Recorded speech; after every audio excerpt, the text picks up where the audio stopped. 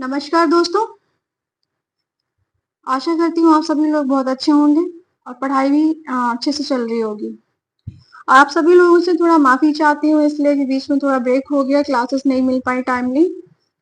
थोड़ा सा जीवन में इमरजेंसी कभी कभी आ जाती है और थोड़ा स्वास्थ्य भी ठीक नहीं था, इस वजह से आप लोगों को कंटिन्यू वीडियो नहीं दे पाए हम लोग। इसके लिए बहुत माफी चाहते हैं, बट अभी कंटिन्यूसली आपको सारी वीडियोस 2-3 दिन में लगातार मिल जाएंगी।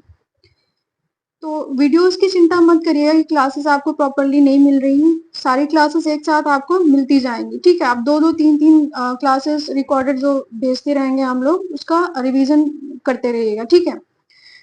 अ, जो आपको यहाँ से पीडीएफ भेजी जा रही है उसकी हार्ड कॉपी निकाल लीजिए, अब इस वीडियो देखिए। एक बार देख के कैसे पढ़ाया जा रहा है, कैसे कहाँ चीजें आपको लर्न करनी, कैसे पढ़ना है, वो चीजें देख के टेक्निक्स सिर्फ भी आपको बस रिवीजन रिवीजन और रिवीजन करना है और प्रीवियस ईयर के एमसीक्यूज सॉल्व करने हैं, ठीक है। एट एग्जाम टाइम जो आपको करना है वो आपको जो आपके टेस्ट पेपर आएंगे, ठीक है, वो सॉल्व करने हैं। तो अभी जितना हो सके जो आप ये मत सोचिए कि अभी जो आपको कोर्स कंप्लीट नहीं हुआ है तो आप उसके लिए टेंशन लेके बैठ जाइएगा। आपने जो पिछली वीडियोस हम लोगों ने डाली है सारे सब्जेक्ट की, उसको रिवीजन करते रहिए जितनी बार हो सके उतना, कि आपको पूरा कंटेस्ट हो जाए, पूरा लर्न हो जाए, ठीक है। तो आगे बढ़ते हैं। हम उत्तरी अमेरिका पढ़ रहे थे, उत्तरी अमेरिका में काफी कुछ चीजें हो चुकी थी। रेस्ट ऑफ द फैक्चुअल चीजें बची हुई थी कुछ, हम वो देख लेंगे। हमने जलवायु पढ़ ली थी, ठीक है। जलवायु के आगे हम चलते हैं। कुछ शहर जहाँ पे कुछ खनिज पाए जाएंगे, झीलें भी हमने देख ली थी, कौन से औद्योगिक शहर हैं, कहाँ पे क्या चीजें होंगी, ठीक है।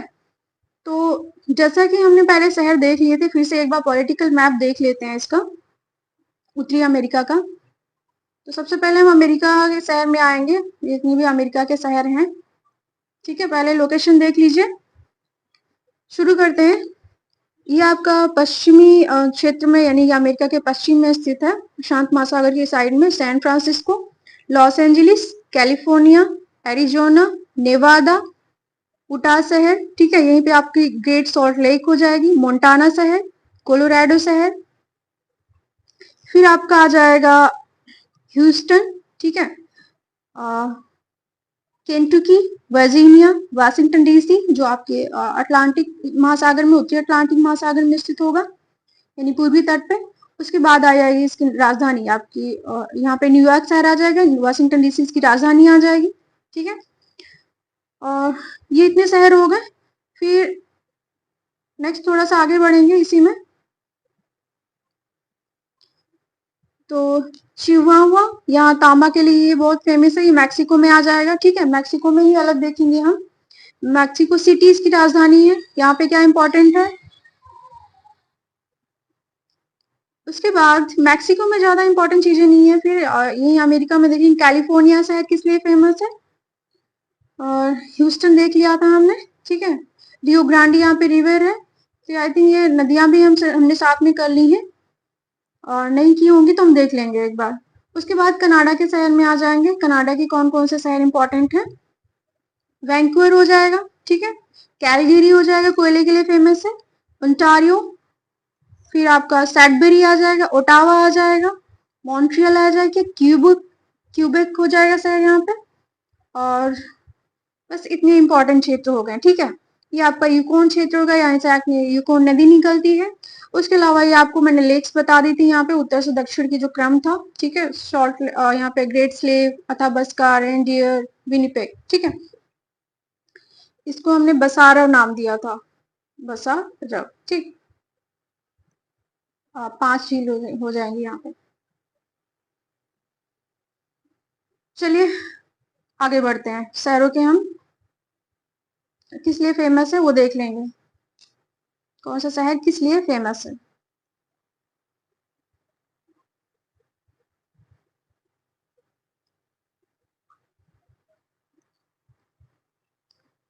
सबसे पहले हमने यहाँ पे जलवायु देख ली थी, अब हम देखेंगे पाउंडिंग, कौन सी पाउंड कहाँ पे बहती है, ठीक है। तो सबसे पहले देखते हैं ब्लिजर्ड। ब्लिजर्ड जो है ये आपकी कनाडा और यूएसए की ओर शीत ऋतु में चलने वाली ठंडी पवन है, ठीक है। ब्लिजर्ड, ब्लिजर्ड मतलब ऐसा इसका नाम ही प्रोनाउंस करो तो अजीब से नहीं, ऐसा ठंडी जैसी लग जाती है ना, दांत कट कट आने लग जाएंगे, उस तरह का इसका नाम है ब्लिजर्ड, ठीक है। ये कहाँ चलेगी? प्रेरी मैदान में चलेगी। कहाँ? प्रेरी मैदान में। और प्रेरी मैदान कहाँ पर स्थित है? यूएसए और कनाडा के बीच में स्थित है, ठीक है। आपको दिखाया था मैंने, फिर से एक बार देख लेंगे हम। प्रेरी मैदान कहाँ पे होगा? तो ये जो है, ये आपका उत्तरी अमेरिका हो गया। आपका ये वाला देखो यहाँ पे प्रेरीज दिया है ना, बृहद मैदान, ये वाला जो पूरा मैदान है ये प्रेरीज कहलाएगा, ठीक है। जैसे आपका भारत में कहलाता है ना ये उत्तर का मैदान, उत्तर का विशाल मैदान, वैसे ही नदियों द्वारा सिंचित ये भी एक प्रेरी मैदान है, ठीक है। यहाँ पे छोटी छोटी कहीं कहीं लंबी लंबी घासें पाई जाती हैं। ये बेसिकली जो है शीतोष्ण कटिबंधीय क्षेत्र है, ठीक है। यहाँ पर सर्दियां होती हैं, शीत ऋतु ज्यादा होती है, ठीक है। तो यहीं पर शीत ऋतु में ही आपकी एक हवा चलती है ब्लिजर्ड।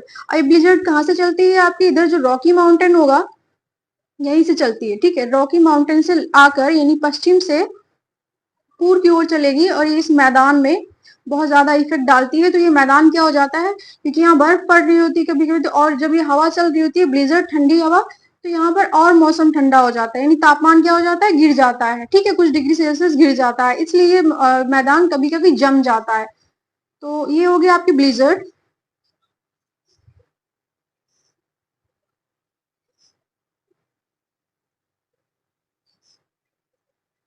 ब्लिजर्ड कनाडा और यूएसए की ओर चलने वाली शीत ऋतु में ठंडी पवन है। याद रखिएगा, ठंडी पूछता है कौन सी ठंडी पवन है, तो ब्लिजर्ड ठंडी पवन है, ठीक है।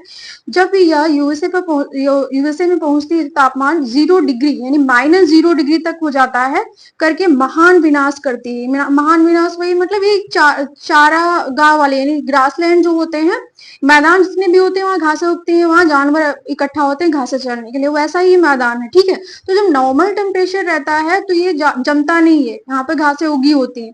जैसे ही हवा चलने लग जाती है वैसा ही ये मैदान क्या हो जाता है? जमने लग जाता है, फ्रोजन हो जाता है, ठीक है। तो यहाँ पे जो 5 झीलें हैं, यहाँ पे मैंने आपको बताया था, विनिपेग और इरी, ओंटारियो, है ना, ह्यूरोन, मिशिगन, ये सब क्या हो जाती है? जम जाती हैं, ठीक है। महान झीलों को जमा देती है ये हवा, ठीक है। ब्लिजर्ड हो गया। अब आते हैं सांता शांता ये कैलिफोर्निया राज्य में चलने वाली गर्म शुष्क पवन है। शांता, शांता मतलब इसका टेम्परेचर हमेशा गर्म रहता है, ठीक है। शांता एक लड़की है, उसका टेम्परेचर क्या है, यानी कि बहुत ही शॉर्ट टेम्पर्ड है, हमेशा गर्म रहता है उसका दिमाग। तो ये कहाँ चलती है? आपकी कैलिफोर्निया में चलेगी, इस वाले क्षेत्र में चलेगी, ठीक है। ये जो कैलिफोर्निया क्षेत्र है ये यहाँ पे चलेगी, ये गर्म पवन होगी, ठीक है। उसके बाद आएंगे हम चिनूक। चिनूक पवन है जो शीत ऋतु में ये रॉकी माउंटेन की ओर पूर्वी ढाल की ओर चलने वाली गर्म पवन है, ठीक है। रॉकी पर्वत की ओर जमी बर्फ पिघल जाती है, इसलिए इसे हिमवच्छी पवन भी कहा जाता है। अब देखिए यहाँ पे आपके अगर हम देखें, अगर हम मैप देखें तो एक चीज यहाँ पर नोटिस करने वाली है, ठीक है। एक चीज क्या नोटिस करेंगे, जो ये पेरी मैदान है यहाँ पे आपकी चल रही होगी कौन सी?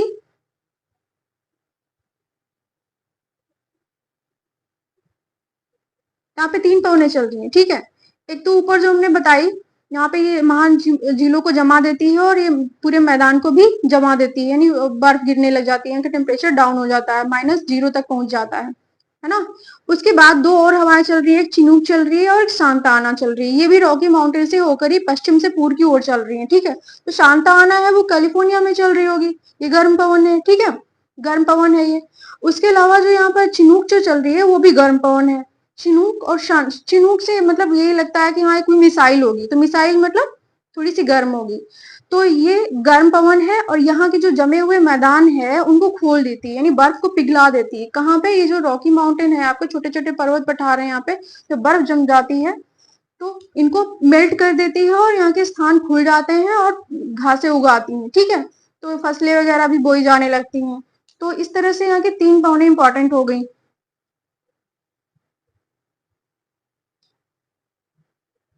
कौन कौन सी आपकी? ब्लिजर्ड, ब्लिजर्ड ये आपके कहाँ चलेगी? प्रेरी मैदान में, याद रखिएगा ये प्रेरी में चलेगी, ठीक है। प्रेरी मैदान में ठंडी पवन है। उसके अलावा थोड़ा सा नीचे अमेरिका में आएंगे तो शांताना चलेगी, कैलिफोर्निया में गर्म है, ठीक है, लू की तरह। अपने यहाँ जैसे लू चलती है उत्तर भारत में, वैसे ही चिनूक इसे हिमबच्ची पवन, आपसे ये कीवर्ड पूछा जाता है, ठीक है, याद रखिएगा। तो उत्तरी अमेरिका में चलने वाली गर्म पवन, जिसे हिमबच्ची पवन भी कहा जाता है, इसे क्या कहते हैं, तो चिनूक कहते हैं इसे, ठीक है। मिसाइल से याद रखिएगा कि चिनूक एक जो मिसाइल की तरह है, ये गर्म होती है। तो शीत ऋतु में ही चलेगी, यहाँ पे बर्फ को पिघला देती है। जब सर्दी पड़ रही होती है लेकिन ये गर्म है, तो यहाँ बर्फ को पिघला देगी, ठीक। अब आते हैं ब्रिक रोलर। अभी यूएसए के ग्रेट प्लेन्स में, ग्रेट प्लेन्स वही है आपका जो रॉकी सॉरी जो प्रेरी मैदान है आपके, जो मैंने बताया, ठीक है, दोनों के बीच, कनाडा और यूएसए के बीच वाला जो पार्ट है यहाँ पे, यहीं पर आपकी ब्रिक रोलर चलेगी, ठीक है। ये ग्रेट प्लेन क्षेत्र में चलने वाली गर्म पवन है। तो याद रखिएगा केवल एक ठंडी पवन है, कौन सी, ब्लिजर्ड, ठीक है। ब्लिजर्ड मतलब बहुत दांत किटकिटाने वाला जैसा शब्द है, ठंडी लगना, है ना। शांताना, चिनूक और ब्रिक रोलर, ये जो तीनों है वो गर्म है। ये कहाँ चलेंगे, तीनों ही शांताना को छोड़कर ये पेरी वाले भाग में, यानी ग्रेट प्लेन्स में चलेंगी, ठीक है, महान मैदानों में। उसके बाद मैंने लिख भी रखा है यहाँ पे चक्रवात भी आते हैं कुछ। तो यहाँ पे आने वाले चक्रवातों को, जैसे अपने यहाँ चक्रवात बोला जाता है या साइक्लोन बोला जाता है, और चाइना में दक्षिण चीन सागर में आता है, उनको टाइफून बोला जाता है, ऑस्ट्रेलिया में विली विली बोला जाता है ना। उसी तरह से मैक्सिको की खाड़ी में जो चक्रवात आते हैं उनको टोर्नेडो बोला जाता है। ये बहुत भयानक चक्रवात होते हैं, इनकी जो इंटेंसिटी होती है वो बहुत ज्यादा होती है और विनाशकारी भी होते हैं, है ना। तो इनको उष्णकटिबंधीय चक्रवात कहा जाता है। ये कीपाकार अत्यधिक तीव्र गति से चलने वाले विनाशकारी चक्रवात होते हैं। तो ये कौन से, सबसे पहले तो कीवर्ड याद रखना है, टोर्नेडो कहाँ आता है, मैक्सिको की खाड़ी में आता है। कैसा ये चक्रवात है, दो तरह के चक्रवात होते हैं, एक तो शीतोष्णकटिबंधीय, ठीक है, शीतोष्णकटिबंधीय, दूसरा उष्णकटिबंधीय। तो ये वाला जो टोर्नेडो है ये उष्णकटिबंधीय चक्रवात है, याद रखिएगा, मैक्सिको की खाड़ी में आएगा। पूछता है मैक्सिको की खाड़ी में आने वाले चक्रवातों को क्या कहा जाता है, तो टोर्नेडो कहा जाता है। इसके बाद आते हैं, यानी चक्रवात क्या होता है, तो वही चक्रवात ये होता है कि ये निम्न वायुदाब के केंद्र होते हैं, और हवा जो होती है, यानी कि मान लीजिए ये आपका आइसोबार्स, आइसोबार्स मतलब समदाब रेखाएं, ये रेखाएं हैं जो मैंने सर्कल बनाया है, लाइनें जो बनाई है, आइसोबार्स इनको कहा जाता है, यानी समदाब रेखाएं, ठीक है। समदाब रेखा मतलब समान वायुदाब को दर्शाने वाली रेखाएं, यानी इनका जो ये वाला जो भाग बनेगा, ये यहाँ पे वायुदाब समान होगा, यहाँ पे भी वायुदाब समान होगा, यहाँ पे भी वायुदाब समान होगा। तो यहाँ पे क्या होता है, केंद्र में ये जो यहाँ पे है, ये बिंदु बना है, ये आई बोला जाता है इसको, आई मतलब आंख, ठीक है। जैसे आपको एपिसेंटर या भूकंप वाला चैप्टर है, तो इसमें भूकंप है, जहां पे भूकंप आता है एग्जैक्टली, ठीक है, जिसको केंद्र बोलते हैं, है ना। तो जहां पे भूकंप आता है उसको अधिकेंद्र बोलते हैं, एपिसेंटर, ठीक है, अधिकेंद्र। आपसे पूछा भी गया होगा कई बार, एग्जाम में आया हुआ है क्वेश्चन कई सारे एग्जाम्स में। तो जहां पे भूकंप की उत्पत्ति होती है उसको अधिकेंद्र बोलते हैं, लेकिन चक्रवात की जहां पे सबसे पहले चक्रवात बनना शुरू होता है उसको आई बोलते हैं। तो यहाँ से बनना शुरू होता है, यहाँ क्या होता है, यहाँ लो प्रेशर होता है, यानी कि निम्न वायुदाब होता है, ठीक है। और यहाँ का जो तापमान क्या होता है, तापमान बहुत हाई होता है। ये जो उष्णकटिबंधीय चक्रवात हैं ये सागर पे बनते हैं, याद रखिएगा। उष्णकटिबंधीय जो चक्रवात होते हैं,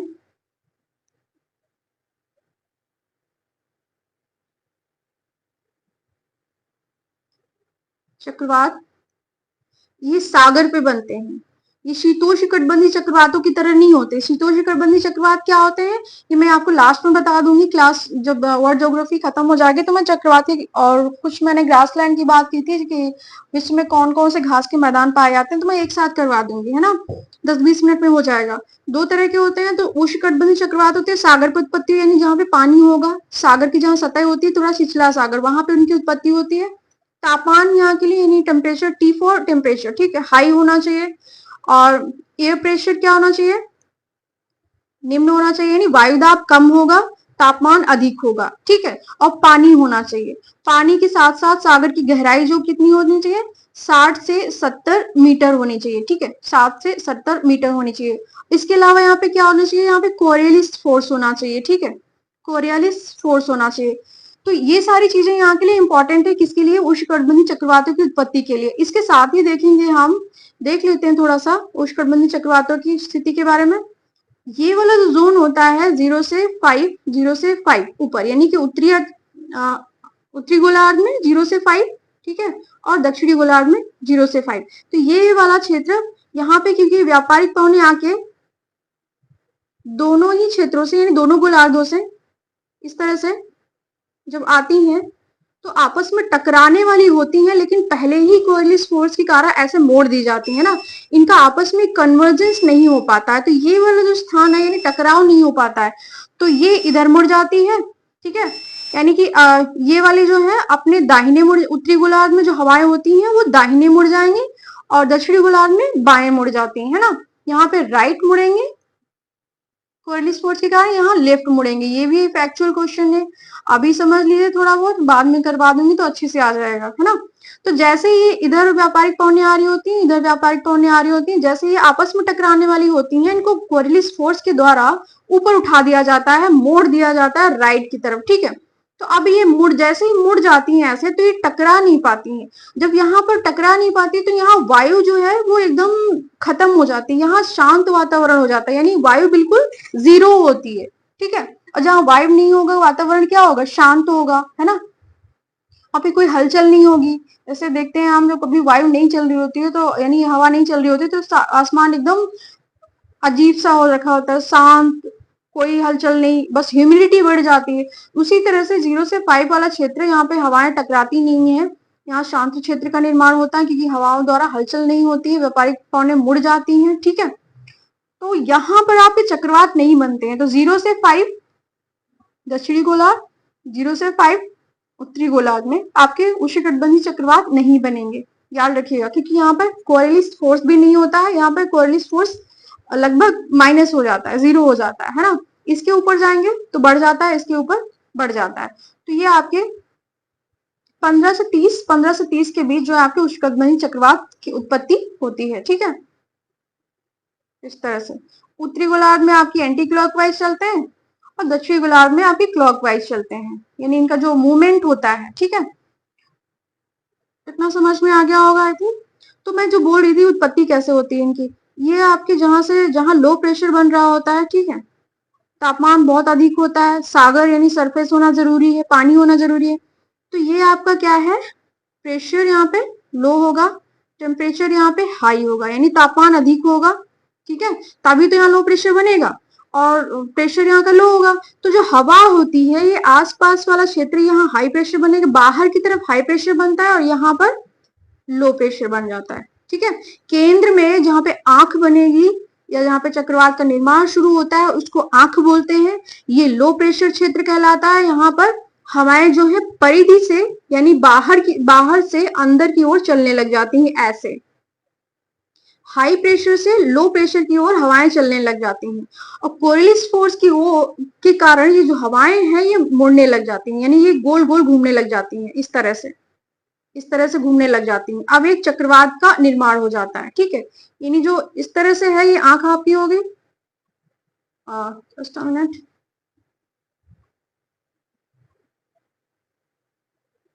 चक्रवात ऐसे होते हैं, ठीक है, इस तरह से बनते हैं। तो आपकी ये आंख हो गई, ऐसे बढ़ते जाएंगे ऊपर, ये आपकी आंख हो गई, ये आपका हाई प्रेशर हो गया, ये आपका लो प्रेशर हो गया, यानी हवा जो है बाहर से परिधि से केंद्र की ओर, ये केंद्र हो गया आपका, बाहर से अंदर की ओर चलने लग जाती है, यानी हाई प्रेशर से लो प्रेशर की ओर चलने लग जाती है।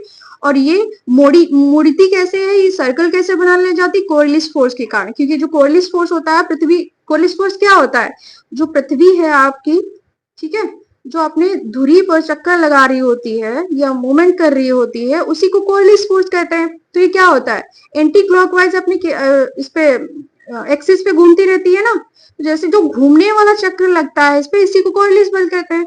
तो इसी के द्वारा ये हवाओं का मूवमेंट होता है, ठीक है। तो ये हवाएं चक्राकार दिशा में ऐसे घूमने लग जाती हैं, और एक तूफान का निर्माण हो जाता है। इतनी समझ में आ गया होगा। तो सेम चीजें यहाँ एक्सप्लेन की गई हैं। इसके केंद्र में जो है निम्न दाब होता है, परिधि में उच्च दाब होता है, हवाएं परिधि से केंद्र की ओर चलने लग जाती हैं, या यूएसए से मिसिसिपी राज्य की ओर प्रभाव, यानी जो उष्णकटिबंधीय चक्रवात है वो यूएसए से लेकर, यानी कि हम देखेंगे तो यहाँ पे ये आपका कैलिफोर्निया हो जाएगा, ये आपका मैक्सिको की खाड़ी हो जाएगा, तो यहाँ पर ये प्रभावित करेंगे। ठीक है, मिसिसिपी वाला क्षेत्र, जहां मिसिसिपी नदी बह रही होगी वहीं पर ये प्रभावित करेंगी, और इधर आपको मैक्सिको, इधर यूएसए। ठीक है, तो ये हो गया। अब हरिकेन, हरिकेन क्या होते हैं? हरिकेन भी एक चक्रवात का ही प्रकार है। जो टॉर्नेडो था और हरिकेन जो है, ये दोनों ही उष्णकटिबंधीय चक्रवात हैं। ठीक है, जो टॉर्नेडो था वो मैक्सिको की खाड़ी में आएगा, हरिकेन कहाँ आएगा आपका? ये कैरिबियन सागर में आएगा, ये भी उष्णकटिबंधीय चक्रवात है। ठीक है, तो थोड़ा कम विनाशकारी होता है, किससे? टॉर्नेडो से। अगर पूछ दिया जाए कौन से चक्रवात सबसे ज्यादा विनाशकारी होते हैं, तो टॉर्नेडो। ठीक, कहाँ जो आते हैं? जो आपके मैक्सिको की खाड़ी में आते हैं, मैक्सिको की खाड़ी, ये आपकी मैक्सिको की खाड़ी, यहाँ पे टॉर्नेडो आएगा। ठीक है, ये टॉर्नेडो आएगा। जब यहाँ पे आप देखेंगे तो ये पूंछ जो है अमेरिका की, उत्तरी अमेरिका की, ये जो दक्षिणी अमेरिका से जोड़ती है, तो यहाँ पे मध्य अमेरिका भी देखने को मिलेगा, है ना। इन बीच जो छोटे छोटे ग्वाटेमाला हो गया, होंडुरास हो गया, है ना। तो ये जो यहाँ पे चक्रवात इस क्षेत्र में आते हैं, ये कैरेबियन कंट्रीज कहलाते हैं। कैरेबियन सागर भी है यहीं पे, मैंने आपको जलधाराएं पढ़ाई थी तो यहाँ बताया था। तो यहाँ पे आपके दक्षिणी अमेरिका के उत्तर में अटलांटिक महासागर में कैरेबियन सागर पड़ता है, यहीं पे आपका आएगा हरिकेन। ठीक, टॉर्नेडो कहाँ आएगा? ये मैक्सिको की खाड़ी में। हरिकेन कहाँ आएगा? कैरेबियन सागर में आएगा, तो याद रखिएगा। सबसे विनाशकारी आपका टॉर्नेडो होता है, फिर हरिकेन। ठीक है, और लैटिन अमेरिका, मैक्सिको से प्रारंभ होकर दक्षिण अमेरिका तक इसका विस्तार, यानी जो आपका हरिकेन होता है लैटिन अमेरिका, जो मध्य अमेरिका है, ये वाली जो पूंछ थी आपकी। ठीक है, ये उत्तरी अमेरिका, ये दक्षिणी अमेरिका, है ना। ये जो बीच का है, यहीं पे आपके आ गया हरिकेन। किसको किसको प्रभावित करेगा? ये लैटिन अमेरिका, यानी इन क्षेत्रों को, मैक्सिको को, यानी यहाँ पे मैक्सिको को प्रारंभ होकर दक्षिणी अमेरिका तक, यहाँ तक प्रभावित हो जाएगा। ठीक है, इन चक्रवातों से। कनाडा और यूएसए को एंग्लो अमेरिका कहा जाता है। कैरिबियाई द्वीप अटलांटिक महासागर सागरी द्वीपों को बोलते हैं। ठीक है, तो ये एक्सप्लेनेशन दिया हुआ है, यानी कैरिबियाई जो सागर है और वहां पर जो द्वीप स्थित हैं उनको क्या बोलेंगे? तो कैरिबियन सागर में स्थित जितने भी द्वीप हैं उनको कैरिबियन द्वीप या अटलांटिक महासागर द्वीप, अटलांटिक महासागरी द्वीप बोलते हैं। ठीक है, कुछ भी कह सकते हैं, तो स्पेशली इनको कैरिबियाई द्वीप भी बोलते हैं क्योंकि ये कैरिबियन सागर में स्थित होते हैं। फिर आते हैं कृषि, उत्तरी अमेरिका की कृषि देख लेते हैं। यूएसए की फसलें, यहाँ क्योंकि ज्यादातर ठंडी पड़ती रहती है, इसलिए यहाँ पर कैसी फसलें होंगी? शीतकालीन तथा वसंतकालीन गेहूं बोया जाएगा। आप गेहूं कहाँ बोया जाएगा? आपके प्रेरीज में बोया जाएगा। प्रेरी क्या थे? आपको बताया था मैंने, ये मैदान थे। ठीक है, ये मैदान थे, चारागाह थे, यहीं पे आपकी फसलें बोई जाती हैं। सबसे पहले यहाँ इस मैदान को, पेड़ी को रोटी का डलिया भी कहा जाता है। ठीक है, बास्केट ऑफ ब्रेड। ठीक है, रोटी का डलिया किसको कहा जाएगा? प्रेरी मैदान को। ठीक है, क्यों कहा जाएगा? क्योंकि यहाँ पे गेहूं बहुत मात्रा में बोया जाता है ठंडियों में, है ना। इसके अलावा चावल कहाँ बोया जाएगा? टेक्सास। टेक्सास कहाँ है आपका? दिखाया था मैंने आपको, यूएसए में है ये सारे शहर, इसीलिए मैं आपको गिना रही थी। ये सारे शहर देख लीजिए लोकेशन। उसके बाद में पीडीएफ जो आपको भेजी गई है उसका हार्ड कॉपी निकाल के देखिएगा, सब मार्क है उसमें। चावल कहाँ बोया जाएगा? Texas, Louisiana, Alabama. सिर्फ आपको अंदाजा लगाना है कहाँ पे गर्मी पड़ेगी, कहाँ पे सर्दी। तो ये वाले जो क्षेत्र है ये थोड़ा गर्म क्षेत्र है, नीचे की तरफ होंगे। ठीक है, अमेरिका में, यहाँ पे कैलिफोर्निया के साइड में। गन्ना कहाँ बोया जाएगा? तो गन्ना देखेंगे तो ये आपका अमेरिका है, ये जो अमेरिका है आपका हवाई द्वीप यहाँ पर स्थित है, प्रशांत महासागर में। ठीक है, तो यहाँ पे थोड़ा गर्म क्षेत्र होगा क्योंकि यहाँ पे ज्वालामुखी भी उद्गार होते रहते हैं, इसलिए ये क्षेत्र प्रभावित रहता है। तो यहाँ पे आपका गन्ना बोया जाता है, बस समझ बना लीजिएगा, रखने की आवश्यकता नहीं है। तंबाकू कहाँ बोया जाएगा? Virginia, Kentucky. अभी वर्जीनिया कहाँ था? तो अगर हम देखेंगे अमेरिका की बात करें तो it's not possible to draw map every time. Okay, तो बार बार थोड़ा सा मुश्किल हो जाता है क्योंकि सारी चीजें एक साथ समझा नहीं सकती।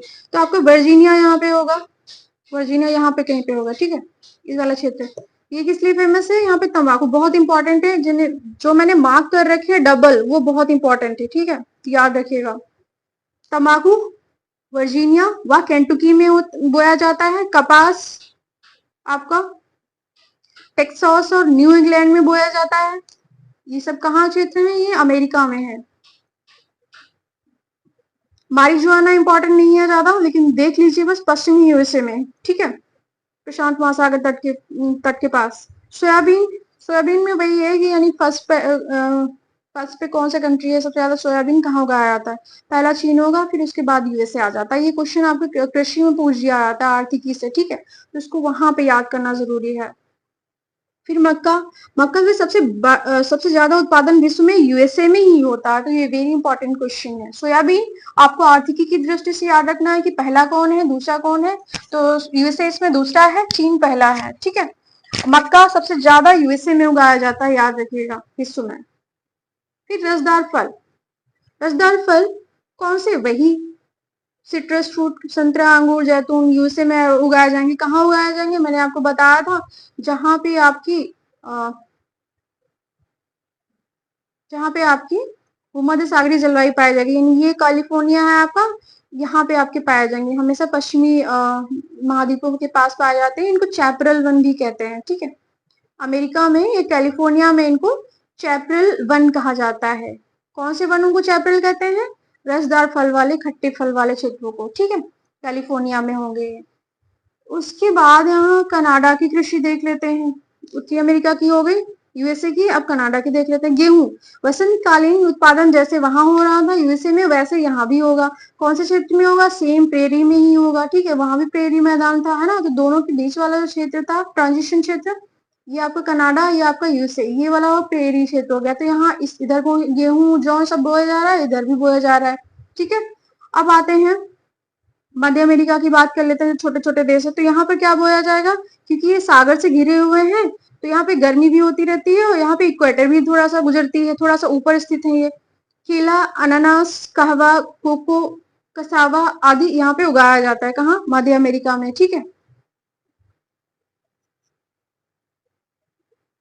फिर खनिज की बात कर लेते हैं। फूड हो गए, आप खनिज।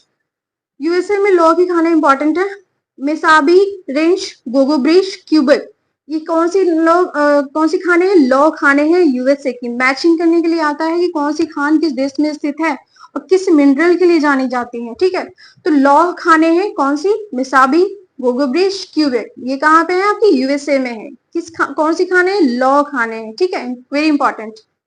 तांबा, बूटे, ये मोन्टाना में आपके माइनिंग की जाती है, ठीक है, तांबा की, ये भी यूएसए में है। Uranium, very very important. Colorado, Arizona, Nevada, Utah, ठीक है, ये जो क्षेत्र है वो यूरेनियम के लिए जाने जाते हैं। यहाँ पे यूरेनियम का उत्खनन होता है। उसके बाद सोना, सोना अलास्का में किया जाता है। ये अलास्का जो है उत्तरी अमेरिका का ही पार्ट है, यानी कि यूएसए का ही पार्ट है, ठीक है, अमेरिका का पार्ट है, ठीक है। तो सोना वहां पे आपका उत्पादित किया जाएगा या खनन किया जाएगा। सीसा जस्ता, औजार का पठार, ये औजार का पठार आपके यहाँ पे पड़ जाएगा बीच में, यूएसए के बीच में, ठीक है।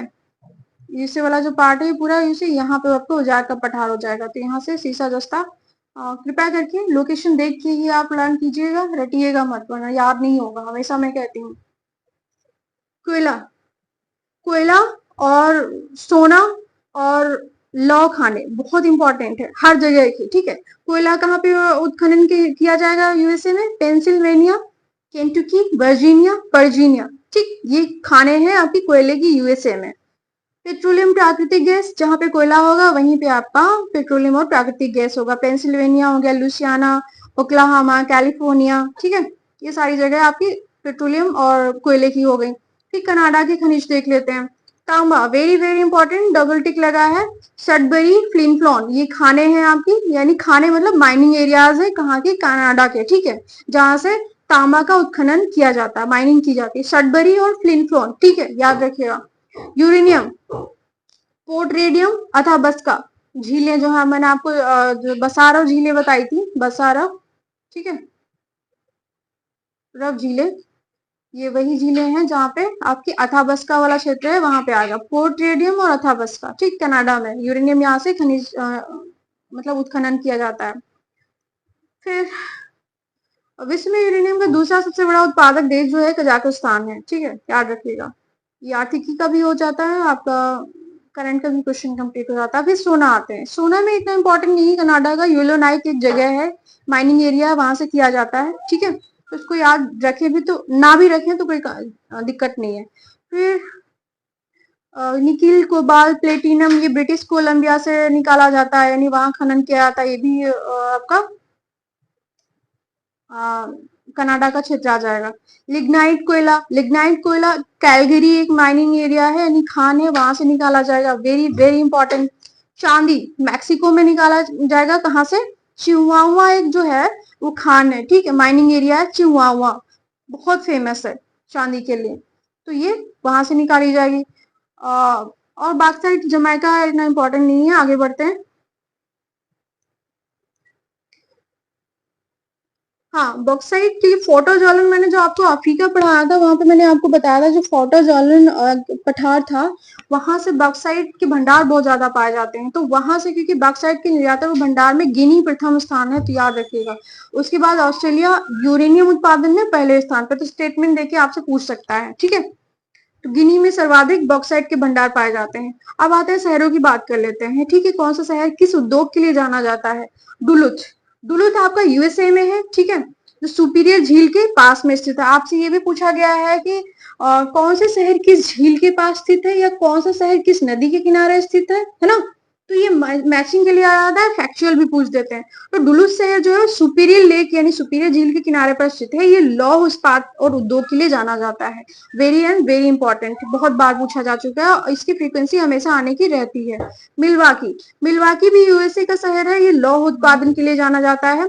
शिकागो की बात करते हैं, शिकागो भी लौह उत्पाद और मशीनरी उद्योग के लिए जाना जाता है, ठीक है।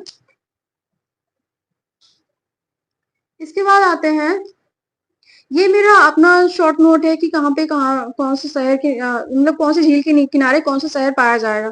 बहुत इंपॉर्टेंट है, मैचिंग के लिए आता है, कौन सा शहर किस लेक के किनारे पर। डुलुथ आपका सुपीरियर लेक के किनारे है, ठीक है। मिलवाकी जो है आपकी मिशिगन लेक के किनारे है। शिकागो भी मिशिगन के किनारे है। ओटावा कनाडा में पड़ेगा, ये ह्यूरोन के किनारे है। डिट्रॉइट आपका ईरी के किनारे है, ठीक है। न्यूयॉर्क आपका ओंटारियो के किनारे है, और हैमिल्टन भी आपका ईरी के किनारे है, ठीक है। तो बहुत इंपॉर्टेंट, ये सारे शहर पूछे गए हैं, कई बार पूछे गए हैं, यहाँ से क्वेश्चन बनता ही है, स्किप मत करिएगा। इसके बाद आते हैं मेन सिटीज और डिट्रॉइट। डिट्रॉइट विश्व का सबसे बड़ा मोटर गाड़ी उद्योग है, बहुत बार पूछा जा चुका है क्वेश्चन, और डबल टिक लगा है, इसको याद कर लीजिएगा, है ना, लोकेशन के थ्रू। मैप देखिएगा कहाँ पे डिट्रॉइट, किस झील के किनारे है, ठीक है। ये मोटर गाड़ी उद्योग के लिए जाना जाता है, किस लिए जाना जाता है ये बहुत इंपॉर्टेंट है। उसके बाद क्वींसलैंड छोड़िए, क्वीनलैंड, क्लीवलैंड छोड़िए, फेलो आ जाइए, ये लौह इस्पात के लिए जाना जाता है। फिर पिट्सबर्ग आ जाइए, विश्व का सबसे बड़ा लौह एवं इस्पात उद्योग क्षेत्र है, ठीक है, ये भी यूएसए का है। और उसके बाद आई रोचेस्टर। रोचेस्टर जो है आपका, ये फोटोग्राफी और फिल्म उद्योग के लिए जाना जाता है। बोस्टन, ये आपका ये जहाज उद्योग के लिए जाना जाता है, ठीक है। ये अमेरिकी शहर है, सॉरी ये ब्रिटेन के शहर है, यहाँ पे लिख दिया है मैंने, थोड़ा सा वो हो गया है, तो याद रखिएगा ये ब्रिटेन के शहर है, ठीक है। लॉवेल, बोस्टन, रोचेस्टर, ठीक है। रोचेस्टर फोटोग्राफी के लिए, बोस्टन जहाज निर्माण के लिए, बहुत इंपॉर्टेंट है, इतने भी डबल मार्क करें। लॉवेल आपका, और रेस्ट ऑफ सिटीज जो है, ब्रेडफोर्ड, लोवेल, ये सूती वस्त्र उद्योग के लिए जाने जाते हैं, इन्हें मैनचेस्टर ऑफ यूएसए कहा जाता है, ठीक है। लोवेल, ब्रेडफोर्ड, ये मैनचेस्टर ऑफ यूएसए, जैसे मैनचेस्टर ऑफ इंडिया किसको कहा जाता है, उत्तर भारत का मैनचेस्टर अलग है, आपका आ जाएगा, क्या बोलते हैं,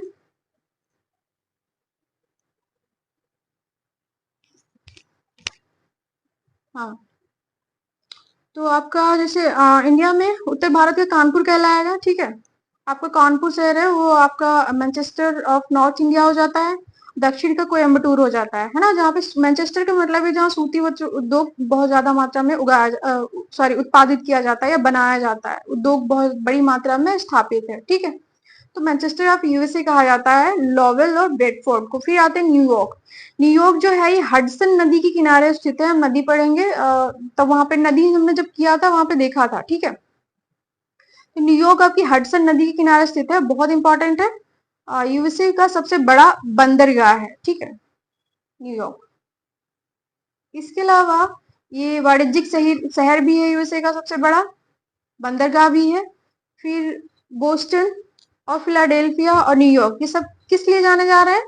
जहाज निर्माण यहाँ पे कॉमन है, ठीक है। क्या कॉमन है? यहाँ पे जहाजों का निर्माण किया जाता है। इसके अलावा बोस्टन यहाँ पे रेडीमेड गारमेंट, जहाज निर्माण, यूएनओ का मुख्यालय भी है, ठीक है। गगनचुंबी इमारतों का शहर कहा जाता है। एप्पल सिटी भी कहा जाता है। किसको कहा जाता है? बोस्टन को। बहुत सारे काम किए जाते हैं यहाँ पे। फिलाडेल्फिया, एक तो यहाँ जहाज निर्माण भी होता है और बंदरगाह भी है, यानी जहाज निर्माण भी किया जाता है। तो ये तीनों शहर बहुत इंपॉर्टेंट हो जाते हैं, ठीक है। और जो फिलाडेल्फिया है आपका, ये दिलवारे नदी के किनारे स्थित है।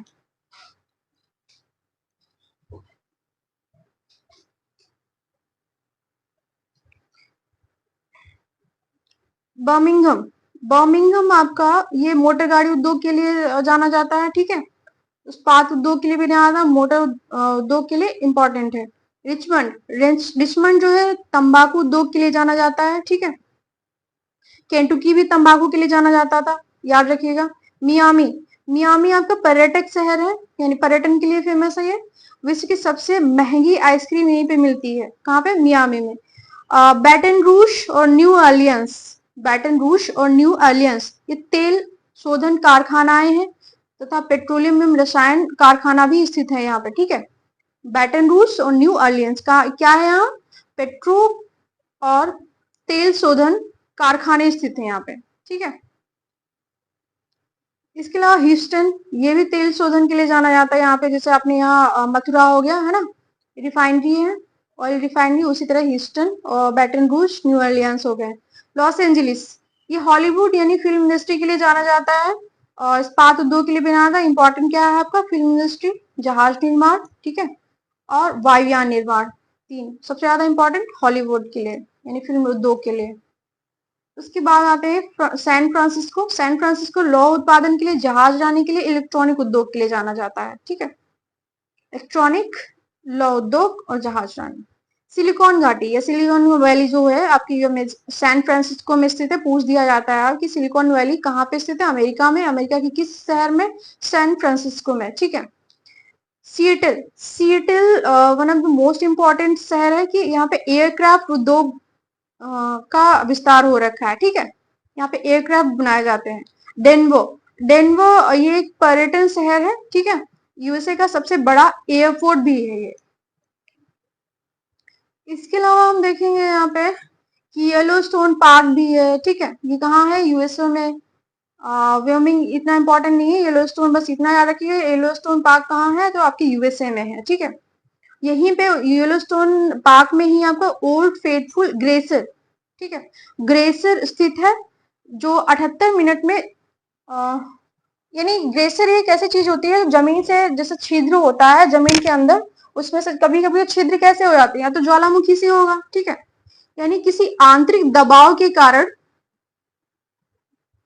या तो हो सकता है रेडियो एक्टिव क्षरण के कारण, या तो ज्वालामुखी के कारण, या फिर रेडियो एक्टिव गैसों के निष्कर्षण के कारण, या ज्वालामुखी कारण, या फिर वाष्प, वाष्प प्लस गैस जो नीचे स्थित होती है पृथ्वी के अंदर, ठीक है। अगर वो पृथ्वी पर किसी वजह से आना चाहते हैं, उनमें दबाव लगता है, तो पृथ्वी में दरार या छिद्र हो जाता है, ठीक है।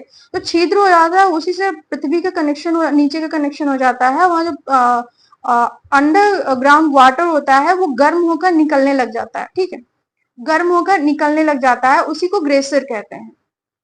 जैसे आप हिमाचल प्रदेश में देखेंगे, उत्तराखंड में देखेंगे, जो पर्वतीय एरिया है वहां पर ग्लेशियर होते हैं। उनमें कहते हैं कि गर्म पानी निकलता है, उनमें नहाने से, स्नान करने से बहुत सारी बीमारियां ठीक हो जाती हैं, तो उसको ग्लेशियर कहते हैं। तो ये आपको वर्ल्ड फेथफुल ग्लेशियर जो है आपके येलोस्टोन नेशनल पार्क में स्थित है, यूएसए में, ठीक है। अब कनाडा के देखते हैं शहर। ब्रिटिश कोलंबिया, ब्रिटिश कोलंबिया ये वैंकूवर शहर के मतलब वैंकूवर शहर के पास में स्थित है, ठीक है। और वैंकूवर शहर के पूछता है किस नदी के किनारे है, तो फ्रेजर नदी के किनारे है, ठीक है। अगर पीछे इधर देखेंगे आपका, तो यहाँ पे आपके वैंकूवर होगा, यहीं पे आपकी फ्रेजर नदी बह रही होगी, तो प्रशांत महासागर में गिरेगी, और यही ब्रिटिश कोलंबिया कहलाता है। तो वैंकूवर आपका पश्चिमी कनाडा यानी पश्चिमी साइड में कनाडा के पश्चिम में स्थित है। फ्रेजर नदी वहीं से गुजर रही होगी, तो पूछ देता है वैंकूवर फ्रेजर नदी के किनारे स्थित है। ये लौह इस्पात और कागज उद्योग के लिए जाना जाता है, ठीक है। हाँ तो बहुत सारे, लेकिन लौह इस्पात और कागज के लिए याद रखिएगा। विनिपेग, विनिपेग विश्व में गेहूं की सबसे बड़ी मंडी लगती है यहाँ पर विनिपेग शहर में, ठीक है। विनिपेग झील भी है, वहीं पे आपका विनिपेग शहर है। सडबरी ये धातुकर्म एवं तांबे के लिए जाना जाता है। मैंने आपको जो खनिज पढ़ाया थे, तो वहां पे सडबरी मैंने दिखाया था, ये खान है, ठीक है। वहां पे सडबरी एक माइनिंग एरिया था, तो शहर भी है सडबरी, ये धातु उद्योग और तांबे के लिए जाना जाता है। हैमिल्टन, हैमिल्टन मोटर गाड़ी उद्योग के लिए जाना जाता है आपका। लंदन, ये तो आपका वहां का आ गया है, आप क्या बोलते हैं, यूके के जितने भी सारे, यूनाइटेड किंगडम के, ठीक है। यहाँ पे गलती से लिख गए हैं, तो इतना तो याद ही है कौन सा शहर कहाँ पे होगा। लंदन आपका लौह इस्पात उद्योग के लिए जाना जाता है। ओटावा आपका कागज और लुगदी उद्योग के लिए जाना जाता है, ये आपको कनाडा में है, ठीक है। केवल लंदन आपका लंदन यूके में हो गया, लौह इस्पात के लिए ओटावा कनाडा में होगा, ठीक है। कागज और लुगदी के लिए जाना जाता है। मॉन्ट्रियल, ये भी कनाडा में होगा आपका। यहाँ पे मॉन्ट्रियल प्रोटोकॉल हुआ था एक, ठीक है, 1987 में। ये मॉन्ट्रियल प्रोटोकॉल अगर पूछ दे किससे संबंधित है, ओजोन परत के क्षरण से संबंधित है, यानी क्षरण को रोकने से संबंधित है, ठीक है। तो ये हुआ तो 1987 में था, लेकिन ये लागू 16 सितंबर 89 में लागू हुआ था, ठीक है। 89 में लागू हुआ था, 1989 में लागू हुआ था, लेकिन सबसे पहले शुरुआत कब हुई, 16 सितंबर 87 में, ठीक है, 1987 में। तभी से ओजोन दिवस मनाया जाता है 16 सितंबर को। तो ये मॉन्ट्रियल शहर में हुआ था, इसलिए मॉन्ट्रियल प्रोटोकॉल नाम रख दिया गया। किससे संबंधित है, ओजोन परत के क्षरण को रोकने से। और मॉन्ट्रियल किस नदी के किनारे स्थित है, तो सेंट लॉरेंस नदी के किनारे स्थित है, जो कि हडसन की खाड़ी में गिरती है, ठीक है। क्यूबेक, ये मशीनरी, लौह उद्योग और वस्त्र उद्योग के लिए जाना जाता है, याद रखिएगा। ये इतना इंपॉर्टेंट नहीं है। ब्रुक, फिर आते हैं कुछ लाइन्स है, इंटरनेशनल लाइन्स यानी बॉर्डर लाइन्स होती हैं, दो देशों के बीच जो स्थित होती हैं, ठीक है। जैसे आपने यहाँ मैकमोहन चाइना और भारत के बीच में, रेड क्लिफ भारत और पाकिस्तान के बीच में, डूरन भारत अफगानिस्तान के बीच में, वैसे ही 49 जो समांतर रेखा है, जो पैरेलल लाइन है 49, यूएसए और कनाडा के बीच में है। कहाँ पे आएगी आपकी, ये यहाँ पे आएगी, ठीक है। ये वाली जो लाइन है आपकी 49 समांतर रेखा यानी बॉर्डर लाइन कहलाती है, जहां से दोनों के बॉर्डर अलग होते हैं, ठीक है। तो कनाडा और यूएसए के बीच में है, रेखा को शांत रेखा भी कहा जाता है, ठीक है।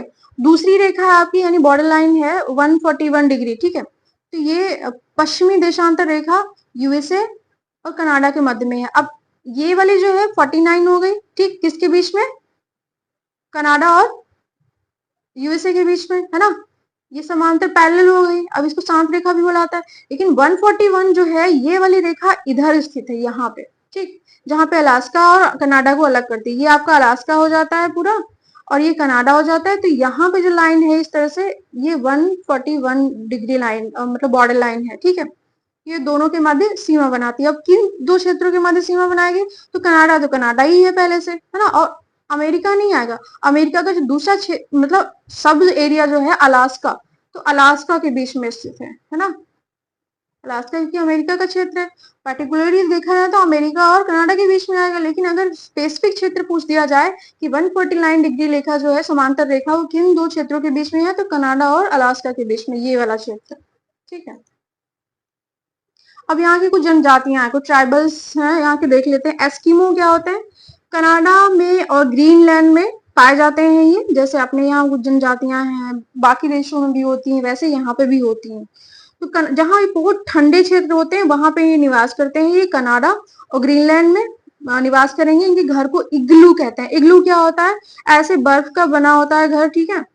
बर्फ से ये घर ऐसे अपने हट बनाते हैं और रेन के अंदर जाते हैं। इसके अंदर छोटा सा यहाँ पे स्थान होता है, ये पूरी बर्फ से ढका होता है, इग्लू जैसा हट जैसा बना होता है, अंदर रह के यहाँ पे घुस जाते हैं यानी रहते हैं।